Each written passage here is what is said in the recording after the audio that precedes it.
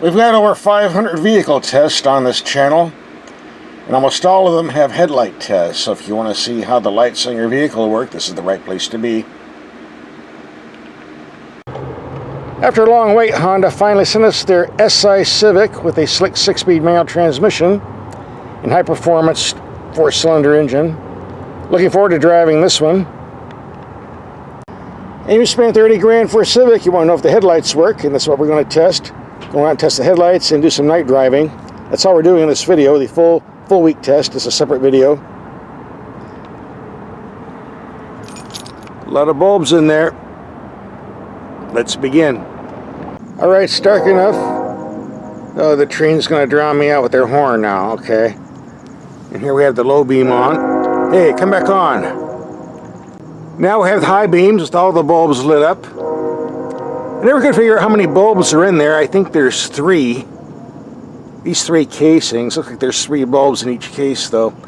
I'm not sure. I looked at it in the daytime. I couldn't tell. But either works or doesn't work, right? And here's the rear view for the taillights. The emergency flashers with the taillights on. And flashers with the headlights on. Can't see much there. Okay, that is far, far better, like 500% better. A lot easier to see in the rear, too. Before we actually test the headlights, we're sitting in the car, so let's take a look at what the camera looks like when you put the vehicle in reverse.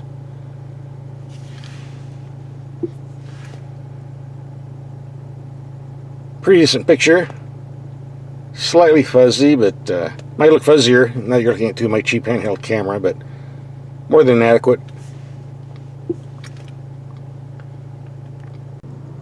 Gauge cluster lights up pretty good. Same with the climate controls. Small buttons like the drive mode, parking brake. There are 2 things I despise on a vehicle. Number 1 are the auto dimming mirrors we get on vehicles. I can't stand that nonsense. I can put up with it if you have a disconnect switch. Most of them don't. But this one is a manual system. Flick that. It dims. Put that off. It's off. I like this system. Very simple. Doesn't break down. Does what you want. And another thing I cannot stand is when you cannot disconnect the interior lights. When I open the door, I don't need the lights to come on. It just blinds me. Some cars you can't disconnect the interior lights, but you have a switch right here. Turns everything off the way it should be. The Toyota Corolla had last week didn't have a switch like this. Blind me every time I open the door. This is what you need. So thumbs up for the dimming mirror, that's manual, and thumbs up for the interior light control. Alright, for the headlight test, we have a building 33 yards away or 100 feet. Very bright. Not as high as I would like, but more than adequate. Let's go to high beam. Definitely strong in the middle. Decent spread. For long distances, the high beams do a pretty good job of lighting up the road signs down the street.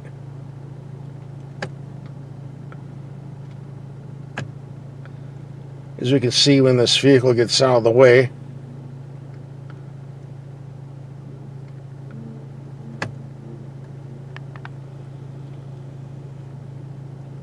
Overall, these are pretty good lights. Pretty much the same as under Honda Civics I've driven. Since this is considered a high-performance car with a brisky turbo 200 horsepower engine and 6-speed manual, you do need a good set of lights, especially if you're going hard on the street. So we take this out in the country and get a real good idea of how these headlights work at long distance. Reaches out pretty good.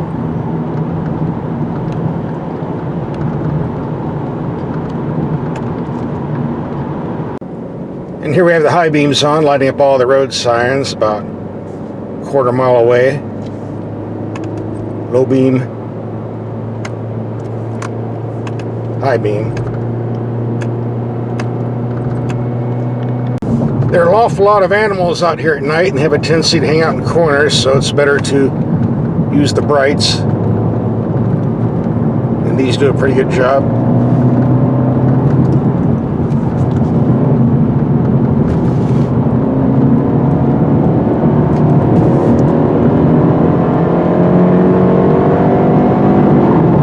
There's one thing I don't like about this car, it has to do with Hondas in general. As long as the motor is running, you cannot turn off the headlights. Not completely anyway. Right now I have the daytime running lights running, and that's as low as it's going to get. Doesn't matter if it's daytime, nighttime.